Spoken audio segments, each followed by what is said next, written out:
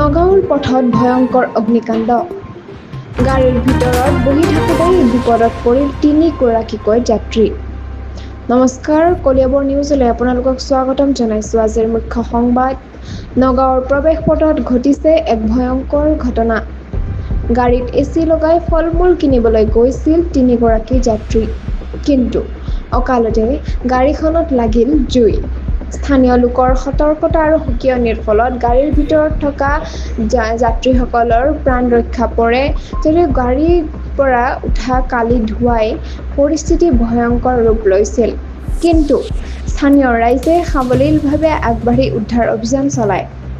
ঘটনাস্থলীত উপস্থিত থকা লোকসকলৰ মতে, গাড়ীখনৰ এচিত কাৰিকৰী ত্ৰুটিৰ এই অগ্নিকাণ্ডৰ সূচনা হয়।